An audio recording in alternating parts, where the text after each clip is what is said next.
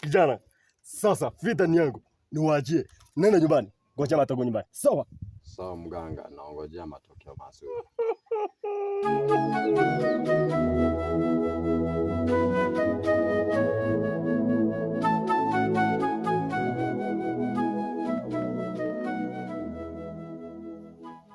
Yes, mkoaje bana? Tuko salama. Haleluya. Bwana Yesu asifiwe. Mumeokoka?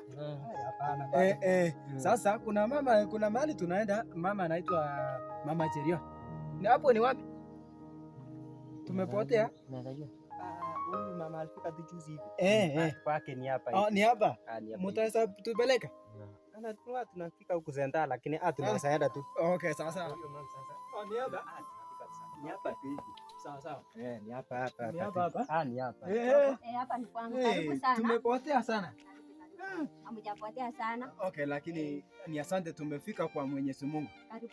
Nilipokuja kwa njiani, nasikia uwepo ananiambia kuna wakanga hapa. Lakini nitakuambia leo. Tutavunja yote. Katika jina la Yesu. Karibu. Asante sana. Sasa Pastor. Yes. Karibuni hapa ni kwangu. Asante sana. Na mmejaribu sana. Kabla hatujakaa chini, nataka tuimbe kidogo. Baba, pokea sifa. Baba, pokea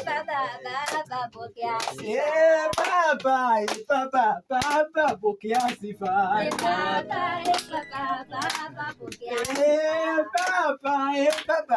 Baba, pokea sifa. Asante sana, na tuombe. Bwana Yesu asifiwe. Sasa asante kwa sababu nimefika mahali hapa siku ya leo. Nataka sasa tusome katika kitabu cha Mathayo 7:7. Kumwa lelen. Osomsike gono, ochensi onyuru. Sasa mama leo utapata utapata leo. Chochote unapoomba utapata wewe. Unasikia?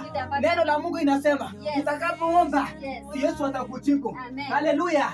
Bwana Yesu asifiwe. Hata wewe hata kama uchokoka leo utaokoka. Tukiomba hapa utaokoka leo. Wacha niseme ni asante kwa sababu umenikaribisha sana. Tumepata watu wameokoka.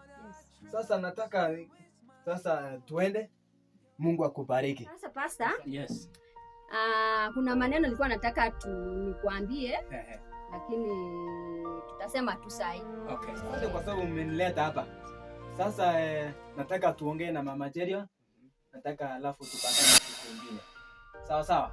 Haya, asante. Sasa hakuna hata chai, kikombe cha chai. Hakuna chai. Siku nyingine mtapata. Karibuni siku nyingine. Lakini Pastor utuombe tupate chai. Mtapata siku nyingine mtakuja. Karibu.